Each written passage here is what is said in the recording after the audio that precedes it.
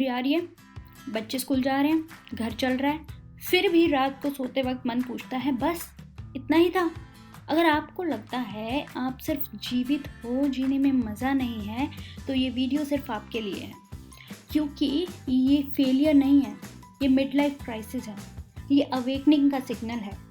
Mid life crisis मतलब ज़िंदगी का एंड नहीं होता, ये ज़िंदगी का नेक्स्ट लेवल होता है। ज़िंदगी एक शिफ्ट होती है, shift towards awakening.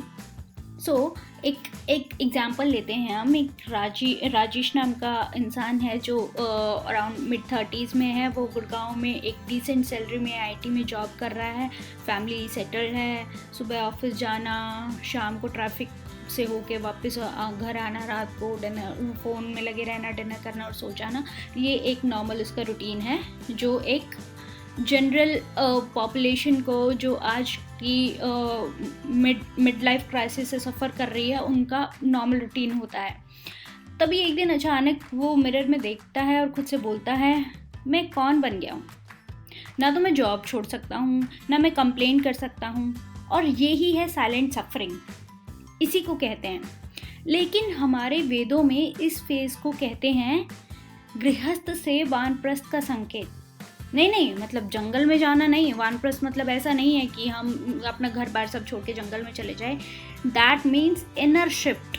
Inner shift मतलब आपकी आत्मा की शिफ्टिंग। आप अभी तक जहाँ आपने अपने मन को, अपनी आत्मा को जिन गृहस्थ कामों में लगा रखा था, उन सब से थोड़ा दूर ले जाना, और you can summarise it as detachment.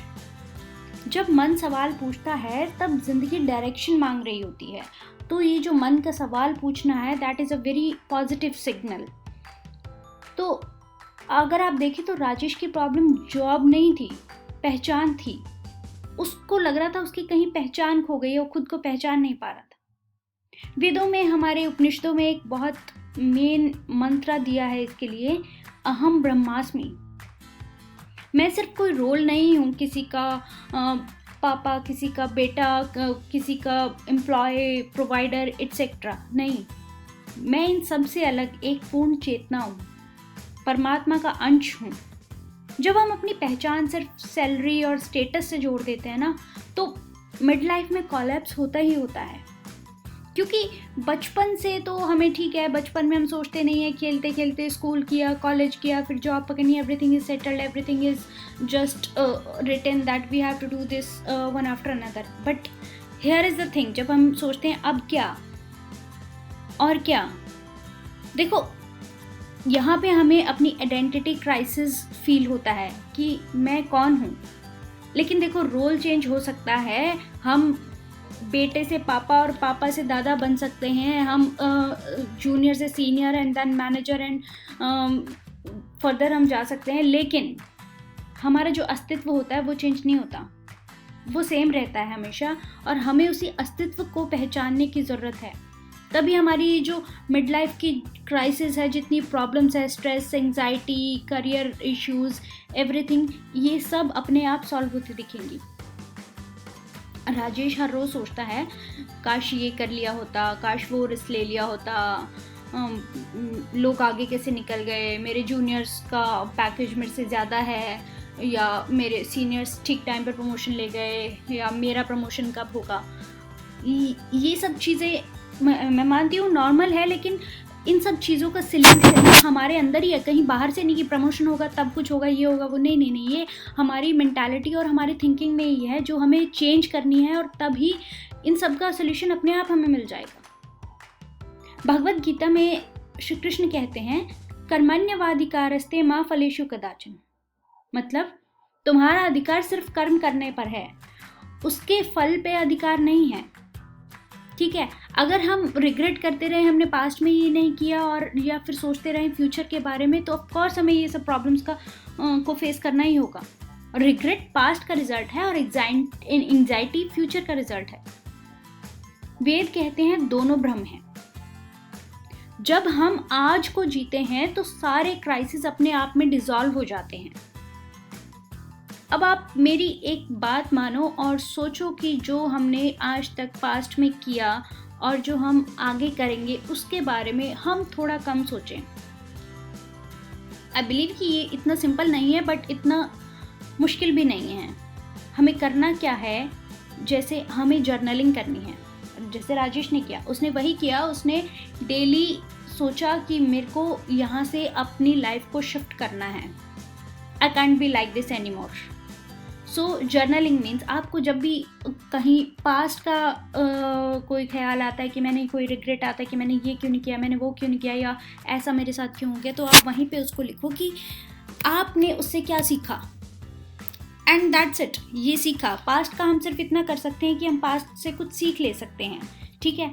अच्छा या बुरा जो भी हुआ हमारे साथ, उससे सीख लिया और उसको लेट गो किया कि ठीक है, हो गया जो हो गया, I can do anything about it. अब मैंने ये लिख लिया, ये मेरा यहाँ से चैप्टर क्लोज्ड, ठीक है, मैंने इससे ये सीख लिया and I will move further now. वहीं पे जैसे कोई फ्यूचर का ख्याल आता है तो आप अपने पास नोट्स रखिए और उसमें आप लिखिए कि इस प्रॉब्लम के लिए ये जो भी मैं टेंशन ले रहा हूँ, कल को मेरा प्रमोशन होगा या नहीं होगा, या मेरा क्या होगा, बच्चों का क्या होगा, हेल्थ का क्या होगा, आप ये लिख लीजिए कि आज आप उस चीज़ के बारे में क्या कर सकते हैं, आज आपके हाथ में उसमें से कितना परसेंटेज है जो आप आज कर सकते हैं, ठीक है। तो हम वहाँ पे जर्नलिंग में आप को लिखना है कि फॉर एग्जांपल आपकी हेल्थ है, आप सोच रहे हो कल को हेल्थ कुछ हो गया, हेल्थ में इश्यूज़ हो गए, या बच्चों को कुछ हो गया, मतलब बच्चे सेट नहीं हुए, या करियर को कुछ, तो आप आज क्या कर सकते हैं। फॉर एग्जांपल आप हेल्थ के लिए आप थोड़ा सा अपनी जो रूटीन है उसको ठीक करने की कोशिश कीजिए, कुछ एक्सरसाइज या कुछ जो फूड हैबिट्स हैं उसमें शिफ्ट करना है, ठीक है। कुछ करियर के लिए अगर आपको कोई नई स्किल सीखनी है, कोई नया कोर्स करना है, या बच्चों के लिए आपको बच्चों पे कुछ इन्वेस्ट करना है, उनको कुछ अलग से क्लासेस दिलवानी है, या कुछ भी करना है, उनका रूटीन चेंज करना है, तो इन सब के लिए आप जो भी कर सकते हैं, आप जो आज कर सकते हैं आप वो लिख लीजिए, जो आप प्रॉब्लम्स आपके दिमाग में आ रही हैं, ठीक है। उसके बाद अगर कुछ ऐसा है जो आप कर ही नहीं सकते तो आप ये सोचिए जो आपके हाथ में ही नहीं, उसके बाद में टेंशन लेने से क्या फ़ायदा, ठीक है।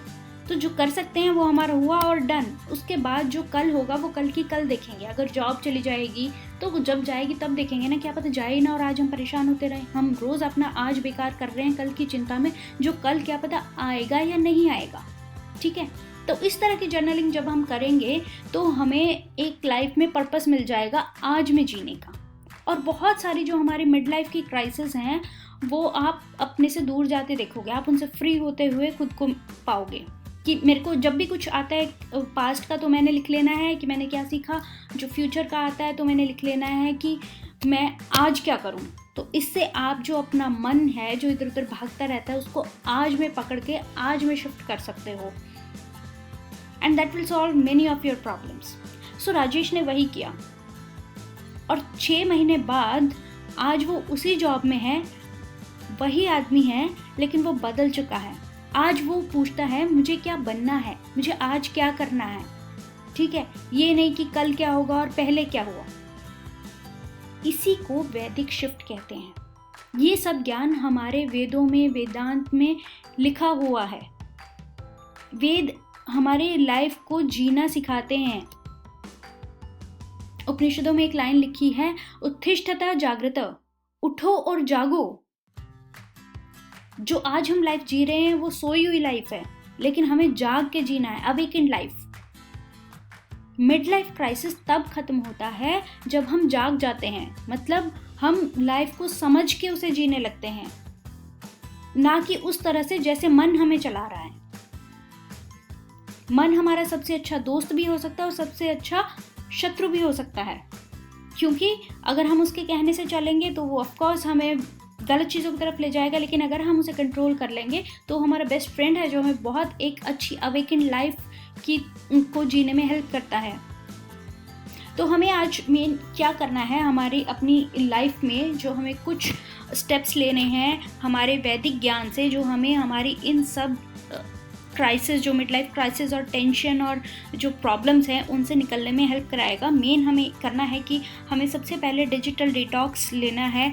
डिजिटल डिटॉक्स मतलब अपने फ़ोन और स्क्रीन टाइम को कम करना है। एटलीस्ट फॉर, आप अपना टाइम सेट कर लीजिए, at least for 20 to 30 minutes a day. और उस टाइम पे आपको मेडिटेट करना है इफ़ पॉसिबल। अगर आपसे मेडिटेट नहीं हो रहा है ट्राई करिए, नहीं तो आप खुद से बातें कीजिए, या खुद से बातें भी नहीं हो रही हैं, ठीक है, तो आप जर्नलिंग कीजिए, जैसा कि मैंने अभी सजेस्ट किया। कुछ लिखिए अपने बारे में, मेरे को क्या करना है क्या नहीं करना है, और अपने डे की समरी या फिर आने वाले डे की, कि आपको ठीक है किन चीज़ों से दूर रहना है, किन चीज़ों को कैसे माइंड को कंट्रोल करना है, एंड एवरीथिंग, ठीक है। देन उसके बाद आपको क्या करना है, आपको कोशिश करनी है to live in present and forget about past and future. कैसे, ये मैंने आपको अभी बताया। And then focus on your karma, not the results भगवान पे छोड़ दो, कल क्या होगा, जॉब रहेगी नहीं रहेगी, ठीक है ना, वो कुछ तो आप उन पे भी छोड़ दो, यूनिवर्स पे छोड़ दो, जब जो होगा वो तभी देखेंगे, ठीक है। तो ये भी आप छोड़ दो, ठीक है, because everything is written and everything is just go with the flow and life will be better. You will see it. That's my promise. And now जो ये मिड लाइफ क्राइसिस है, ये ब्रेक डाउन नहीं है, ये break through होता है। Do always remember. अगर आपको मेरी ये जो मैंने अभी समझाया, ये सब नॉलेज आपको पसंद आई हो तो कमेंट में लिखो, मैं इस फेज़ को समझ रहा हूँ। लाइक कीजिए, सब्सक्राइब कीजिए, शेयर कीजिए, क्योंकि ये सिर्फ वीडियो नहीं है, ये एक आपको लाइफ की जो एक क्राइसिस है उससे निकलने में एक हमारी कोशिश है आपको हेल्प करने के लिए। तो अगर कोई और भी है जो आपको लगता है जिसके लिए हेल्पफुल होगा, प्लीज़ शेयर कीजिए और कमेंट में हमें बताइए कि आप ऐसी और कौन सी सिचुएशन के लिए डिटेल्ड वीडियो चाहते हैं, so that we can help you out on the same topic. And please remember, वेदों ने कभी यूथ को ग्लोरीफाई नहीं किया, विजडम को किया है। And that's your, now this is your time to get to that wisdom and awaken life. Thank you.